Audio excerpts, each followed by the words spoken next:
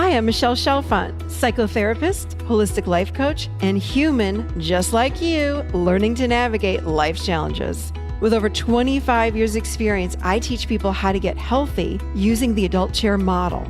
The adult chair model is where simple psychology meets grounded spirituality, and it teaches us how to become healthy adults. From anxiety and depression to codependency and relationship issues, you can use the adult chair for just about anything. Each week, I share practical tips, tools, and advice from myself and a wide range of experts on how to get unstuck, how to live authentically, and how to truly love yourself, all while sitting in your adult chair. Welcome to the Adult Chair Podcast. Hello, everybody, and welcome to the Adult Chair, where we talk a lot about living in our healthiest version of our adult self. I am Michelle Chalfant. I'm happy to be here with you today. We made it. We are in November. Yes, indeed. And you know what that means. I'm curious. I wish I could tune into all of your brains right now. Like, what do you think it means that we made it to November? Some of you might be thinking, yes, the holiday madness has begun. Nope, that's not what I'm talking about. We made it to November. It's my birthday month. Yes, indeed. We made it. Happy birthday to all my fellow Scorpios out there. My birthday is actually next week, November 9th. But the one thing that I ask for every year from you all is to please, please, please, if you enjoy the show, number one, share the show, because I love to help other people learn how to live in the healthiest version of self and how to heal and transform their lives by learning how to live in their adult chair. But also leave us a 5-star review wherever you listen and a comment. I actually love reading comments. I love the feedback. It means the world to me. So thank you in advance for that. So for today's show, we are talking about, you ready for this one? 5 ways to find or live from or rediscover your true self. Indeed. I am so excited to talk to you guys about this. This is something I have spent probably most of my life working on, uncovering, and living from as much as I possibly can. And I just want to be the first to tell you, anyone can live from this place, which is what we call our true self. So today I'm going to go over 5 ways to do that. And also we're going to talk about what exactly, I'll start out with, what the heck is the true self? So let's just jump right in. What is this thing called the true self? Because there's a lot of buzz about it nowadays. Like people are like, I want to live from my true self. Do you live from your true self? All this kind of talk. Here's the thing. The true self is basically our authentic self. So, and again, what does that mean? So let's back up a little bit. When we're born, we are born with what we call our true essence. This is the part of us that's the pure self. It is the unwounded, undamaged, we have no negative beliefs when we're born, right? That's why we call it our pure essence, the pure essence of self. But what happens is as we grow up, we become who others want us to be.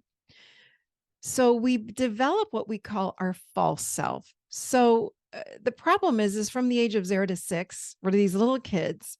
We don't have discernment. So if mommy's mad or dad's mad, I think it's because of me. And we start really cobbling together a false self. We start changing who we are or putting a layer over the true self to make sure always that we belong, that we feel loved, that we fit in, that we feel accepted by others. So we morph and become different than who we were born as. So that's what happens. And so then, of course, we grow up, we go to school, we're with other little kids. We just continue to morph and we change ourselves.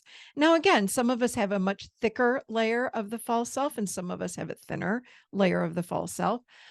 But the good news is anyone can learn how to penetrate that false self and rediscover and live from their true self. So that's what the true self is.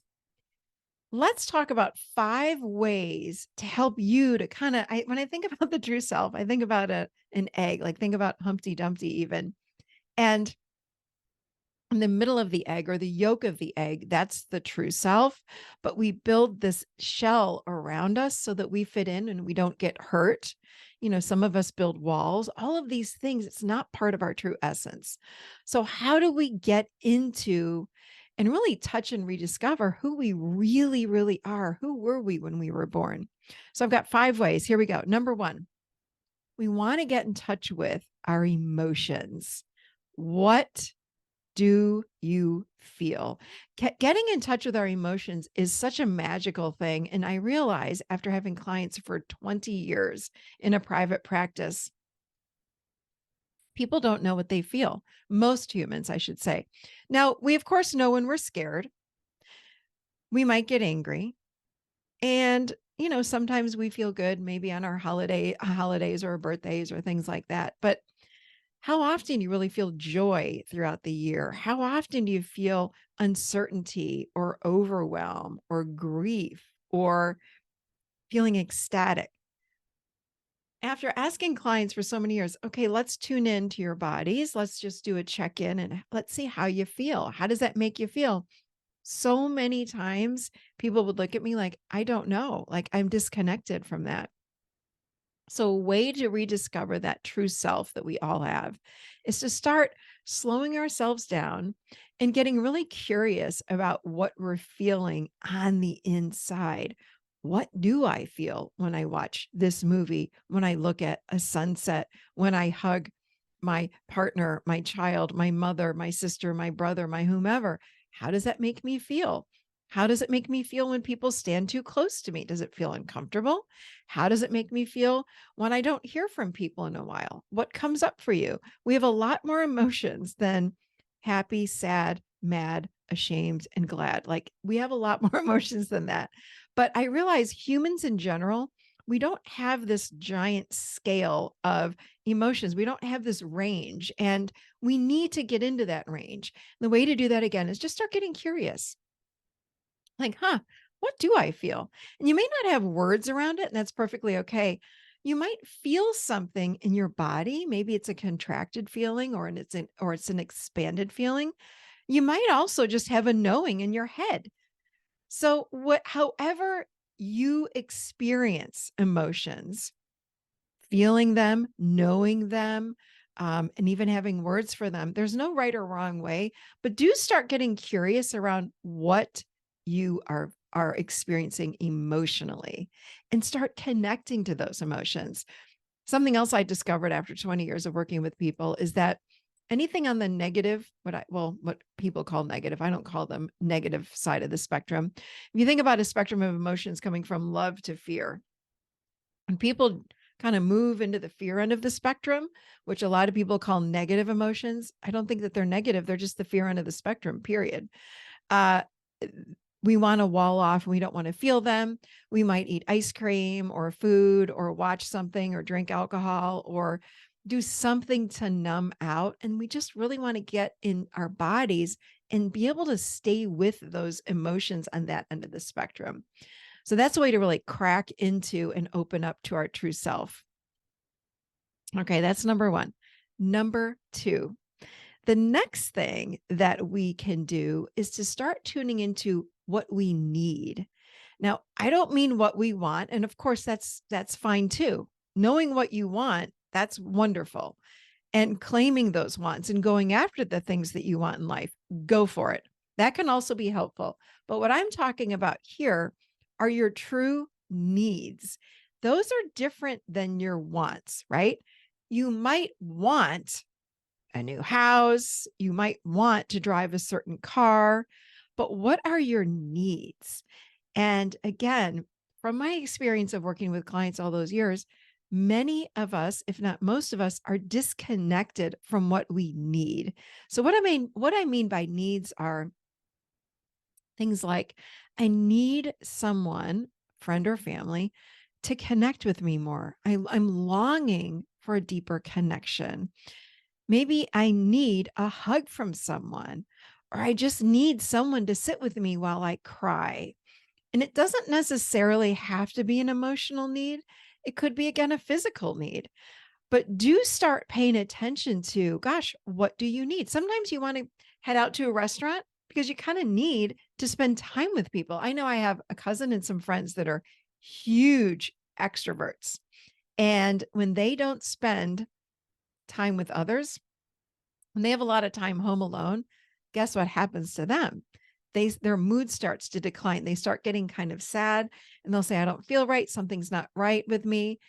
And one of my closest friends says to me, I know when I need to be around others because I start getting really sad and deflated and depleted because I'm such an extrovert. So she knows what she needs. That's a true need. So we want to take action on what our needs are.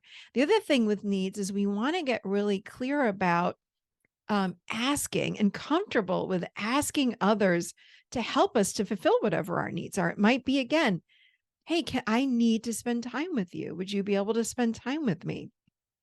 I need to cry. Can you sit with me? I need someone to listen to me. I'm really mad right now. Can you just sit and hold space and listen just for a few minutes? Because I'm angry. Those are all wonderful needs. You might need to spend time with a pet. You might need to spend time for your mental health, for your physical health outside. I need that. I need nature in a big way. And I know with my job, when I start getting overwhelmed or overly stressed, I will tell my team, I'm out.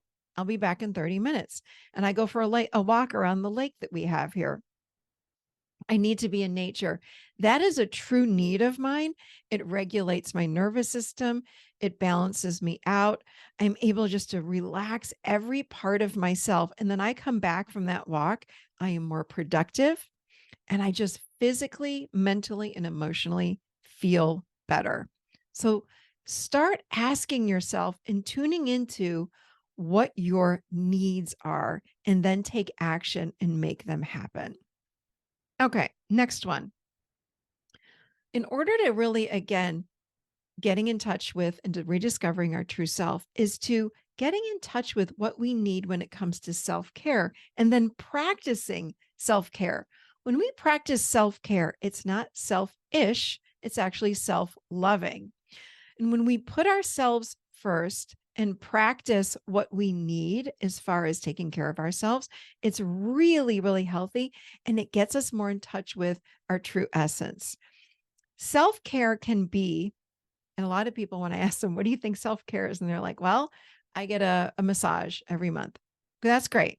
Self-care is a lot more than that, though. And I'm not saying not to do that. Please keep doing that. But self-care could also be, and of course, people say also get my nails done. That's awesome. But self-care is, again, tuning into self and asking, what do I need right now in order to make myself feel more comfortable, safe, relaxed, de-stressed? How can I clear my overwhelm? We've got to put ourselves first when it comes to this, because what I realize is no one else is going to put us first. If I'm working and I love my job, I love what I get to do in my career. But if I'm working, I can get myself carried away and I don't take a break and I don't take care of myself in a healthy way. That's not practicing good self-care. So you've got to realize, when are you getting to that point of, wow, I'm really, really overwhelmed. I need to pause. I need to take a break from whatever you're doing. I need to, maybe it's taking a bath. This is something that people feel really guilty about, is taking a nap in the middle of the day. Even if it's 20 minutes, that's self-care. What about sleep? Practicing really good sleep hygiene is so, so important, and a way to practice self-care. Self-care activities will promote and help with self-love and self-worth. So self-care goes a long, long way. And again, cracks you open into your true self. It helps you to get to know who you truly are. So again, sleep, taking a bath, walking in nature. Maybe it's just for me, sometimes I go outside, I will just sit on my dock section and I'll just look out at the lake. I'll look at the trees. That to me is nourishing. I also take kayak rides. Think about what you need, what feels good for you in order to recharge and replenish your energy. How do you recharge yourself? What feels good? I have a friend that rides horses. She has a few horses, and I love going and visiting her. Love horses as well. That's her self care. That's what she does for herself. It's for nobody else, it's for her. So think about what you need and start implementing that in your life every single day. Every day. I also love to use essential oils. That's another way to take care of yourself. I'm giving you all kinds of examples. So take anything that you need. I have an aura ring. It helps me to determine like where is my HRV, my heart rate variability. I want to know how stressed I am. That's the way that I take care of myself. I bought myself an aura ring. Um, I have an air purifier in my house for allergies. That's a way to that's self-care. Cooking nutritious meals for yourself, taking supplements. How do you take care of yourself? That's what you want to tune into. Okay. Next one, breath work. Okay. Breath work can crack you open right into the true self. It really helps you to discover who you are or rediscover that true essence of self. There are many, many, many versions of breath work out in the world. You can go to YouTube, you can go to Insight Timer, you can go, I have a bunch on my website or on my podcast where I've interviewed people that teach you how to do breath work. But go to any of those sources or resources and find ways to do deep breath work. I love Wim Hof's breath work. Breath work takes you deeper into yourself. It can truly crack you open and help you to, again, get in touch with maybe some emotions that have been trapped or stuck. It can help you also become more aware of your needs. And it helps you to get to know yourself with self-care as well. But it is a beautiful way to crack right into your true essence. Okay, last one that I love, love, love, and do this on a regular basis. Journaling. Journaling takes you on a journey to the depths of your soul. How do we journal? I have people that ask me this question all the time. And this is the common response when they ask me, I want to learn how to journal, they tell me, but I don't know what to write. Fine, it's no problem. What you want to write is when you get a journal or a piece of paper, if you're going to do it on your computer, it doesn't matter. But what you want to write is if you don't know what to write, you start there. You put a note, you start writing, I don't know what to write. What we want to do, what happens when we're journaling is we actually are tuning into an energy or the flow state. And what happens the more you just write what's ever on your mind, write it out. You can write out, I hate journaling. I hate journaling. I don't want to do this, but I think it's good for me. Start with those words. Because what you're doing is you're starting to get into the energy of journaling. You will be amazed at what comes out. Anything that's on your mind, just put on paper, even if it sounds silly. You don't need to worry about grammar. You don't need to worry about spelling. You don't need to worry about anything like that at all. All you want to do is write. And by writing, what you will find is another part of you will eventually take over. It's the unconscious mind. You can call it your higher self. You can call it your spirit, whatever you want to call it. It starts to write with you, for you, and helps you to discover deeper aspects of self. You might find some wounding that comes up. You journal it out. If you're going through any sort of personal work or you're feeling anxious, you're feeling depressed, write it out. I have read so much research around journaling. Many, many, many people report that it's oftentimes as good as going to see a coach or a therapist, because that journal is the keeper of your secrets. And that journal will also help you to rediscover and take you deeper into self. That's the beauty of journaling. And you don't ever have to show it to anybody else. And if you're worried that other people are going to read it, all you have to do is burn it at the end or throw it away. I like to burn it because it's a burning ceremony and it also helps to transform that energy. So, lots to do here when it comes to getting into your true self. I want to remind you that this is a process, but I want you to notice even the small little wins that you have when you rediscover a tiny piece of yourself. You know those aha moments that you have? Pay attention. Pay attention to all of the aha moments because it's like, oh, I just learned that about myself, or I forgot that about myself. Another thing you're going to want to do is start validating yourself. Like, wow, that is who I really am. That feels good. This is who I truly am. I know it. So just start paying attention, raising your awareness around who you are, what's showing up for you. And I think you're going to be really surprised in a lovely way when you begin to not only rediscover aspects of your true self, but also start claiming those aspects and living from that place. So, all right, you guys, there you go. I hope that you enjoyed this. Again, if you enjoyed this and other shows that I do, please, wherever you're listening to the show, please stop what you're doing at the end of the show and drop in and give me a 5-star review and a comment. I love, love, love reading these comments, and I so appreciate you for doing that. All right.